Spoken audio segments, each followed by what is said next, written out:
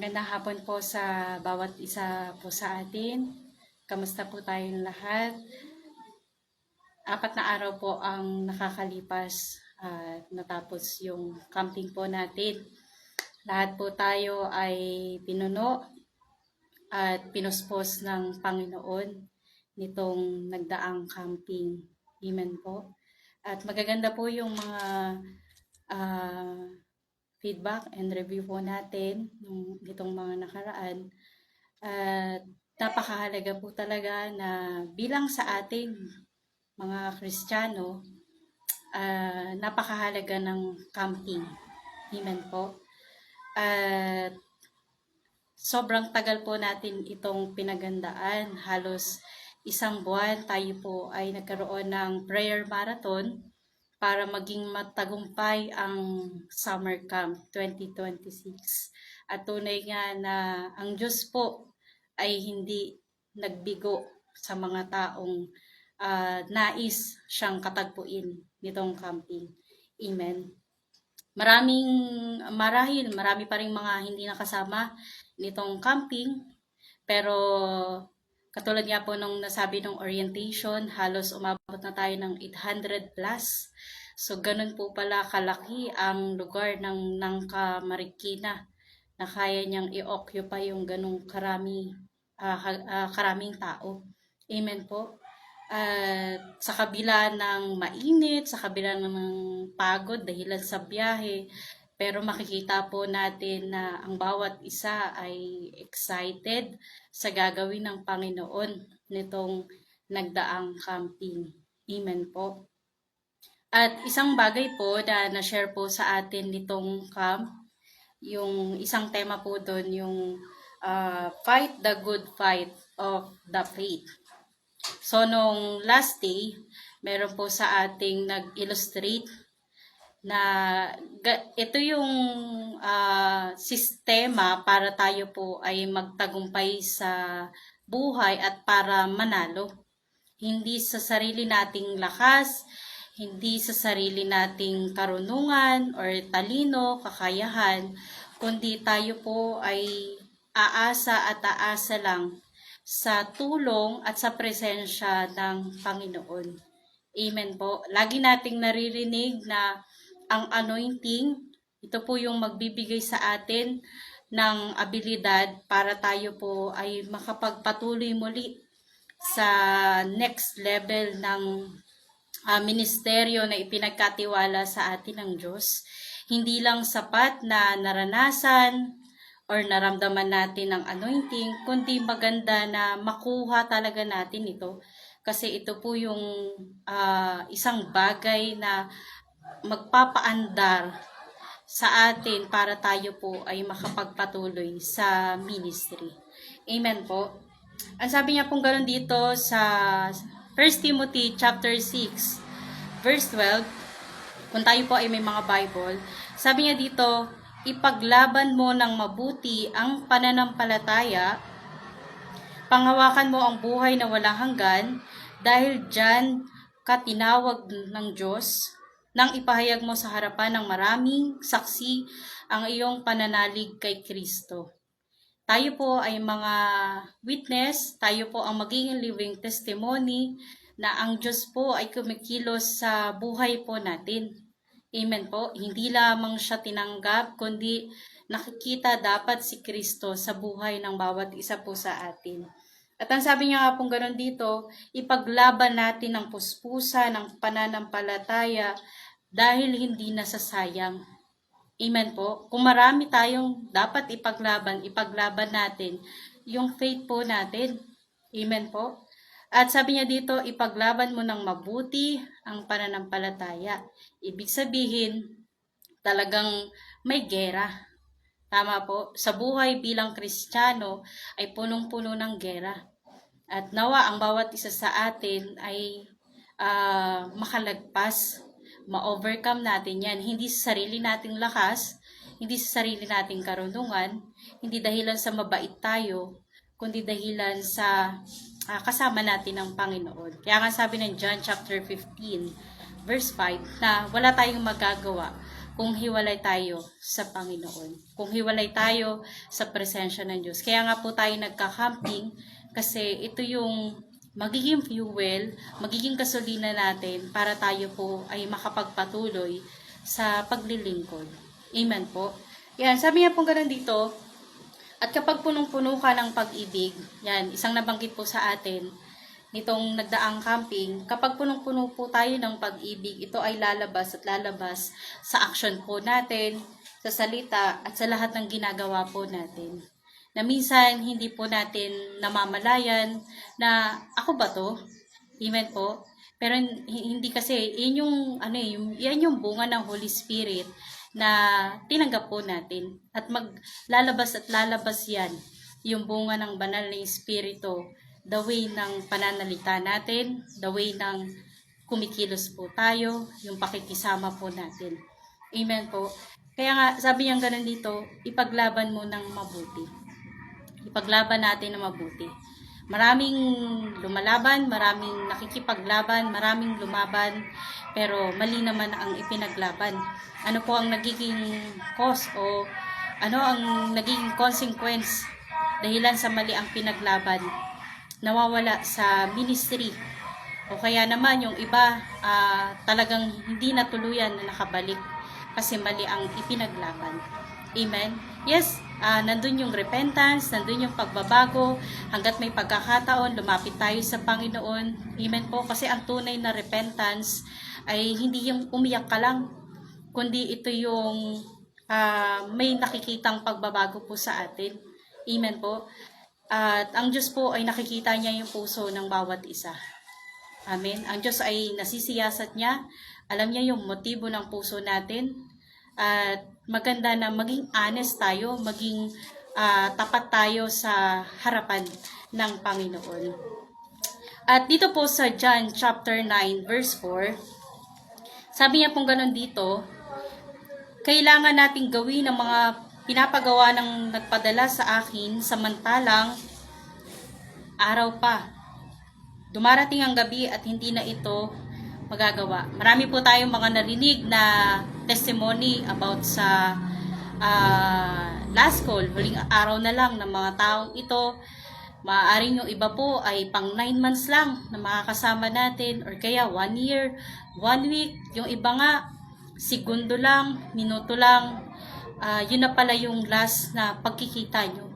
Kaya nga, enjoy natin yung moment na baka ito na kasi yung last na pagkikita namin. Amen po. Baka ito na yung last na masyasharan ko yung taong ito, mababible study ko yung taong ito. Sabi niya pong ganun dito, may mga bagay na hindi na talaga natin magagawa, lalo pag gabi na. Bakit? Kasi limited na eh. Amen po. Kaya hanggat may araw, hanggat may liwanag pa, sulitin natin na magtrabaho sa ubasan ng Panginoon. Amen po. Hindi lang tayo, nung tinanggap mo si Jesus, tinanggap natin ang Panginoong Jesus, hindi lang tayo anak, kundi tayo po ay warrior din. Ibig sabihin tayo po ay sundalo. Tayo po ay servant din ng Panginoon. At ang isang servant ay nagsiserve. At ang pinakatrabaho po natin bilang mga Kristiyano ay mag-serve, maglingkod sa mga tao na inilalapit ng Panginoon sa atin. Amen po.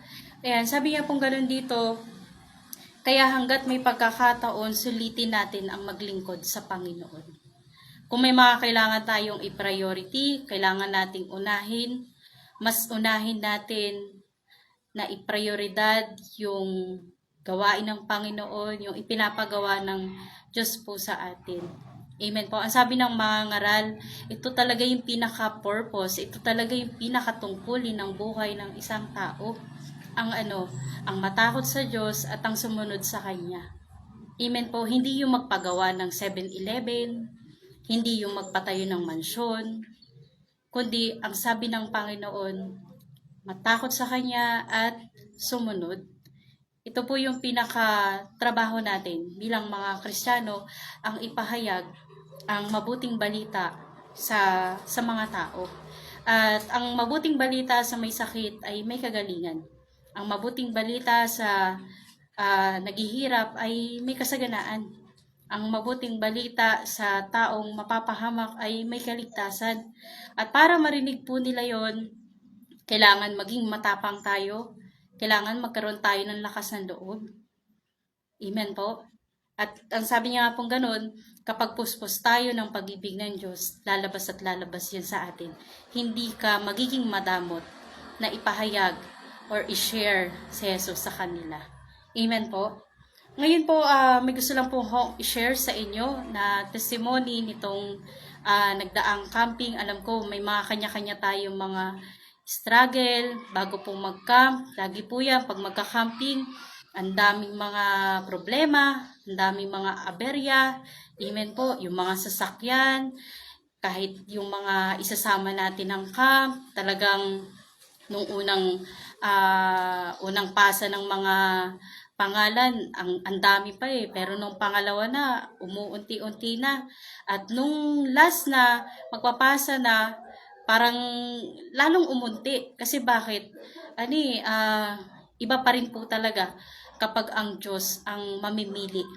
At kapag ipinanalangin natin yung mga taong isasama natin sa camping. Meron po tayong isang kasamahan sa lugar ng Rema Pililla. At bago po mag-camping, lagi po namin siyang sinasabihan na mag-camping po tayo. Siguro parang 1 month din po yon na sinasabihan po namin siya na may camping at ano yung ginagawa sa camp. Pinapanood po namin siya ng mga video clip po natin ng camping kasi wala nga po siyang idea. Sobrang baguhan po niya sa simbahan po natin. At ito pong si Kuya, ini-invite po namin siya sa church, madaling salita. Siya po ay na-invite, umaten sa simbahan, naging active bago po mag-camping. Ngayon, mag-arrival na, nandun yung confident ko na makakasama itong si Kuya. Alam niyo po, ilang oras na lang, naghihintay po kami kasi hinintay din namin yung sasakyan po namin, yung service. Sabi kong ganun sa kasama ko, parang wala pa si Kuya. Ang ginawa po namin, pakipuntahan niya. So, pinalo up po ng mga kasamahan po natin si Kuya. At ngayon po, purihin po ang Panginoon kasi sa last minute, nakasama po itong si Kuya. At isang bagay po na nakaka-bless, nung time na tinanong ko siya, kamusta ang camp? Sabi niya gano'n, sobrang saya. At gusto ko na talagang magbago. Yun po ang isang naging impact sa kanya ng camping. Ayoko nang balikan yung dati kong buhay. Gusto ko nang magbago. Purihin po ang Panginoon kasi isang nakakwento ng counselor niya na kapag nagde-devotion daw po sila ay laging umiiyak itong si Kuya, yung taga Pililla. Purihin po ang Panginoon kasi may nangyari po sa kanya nitong camping. At glory to God kasi sulit po ang pagsama po sa kanya. Amen po. At the same time, yung mga taong nag-alaga po sa kanya nitong nagdaang camping. Amen. At ang sabi niya po nung counselor niya, gusto niya pong magpagamit sa Panginoon dito sa lugar ng ating simbahan, sa lugar ng Rema Pililla. At nandun po yung desire niya na magpagamit sa gawain ng Diyos. Amen po. At lastly po, meron po akong i-share po sa inyo. Sa amin po, sa family po namin, glory to God. Kasi isang desire nga po nating mga worker sa ating mga manggagawa ay hindi lang tayo yung maisama natin yung sarili natin, given na po yan. At hindi lang po sapat yung mga miyembro, yung maisama natin. Iba pa rin po kapag may pamilya tayo na nagka-camping. Purihin po ang Diyos kasi meron po akong kapatid na naisama. First time niya pong sumama ng camp. At first time niya rin po talagang umattend dito sa Rema. Matagal na taon na panalangin po sa kanya. Purihin po ang Panginoon kasi may mga manggagawa tayo na matyaga na nagpa-follow up ng mga pamilya po natin. Amen po. At purihin po ang Diyos kasi nakasama po siya ng camping. Sa kabila ng may trabaho, mas pinili niya po ang sumama ng camping.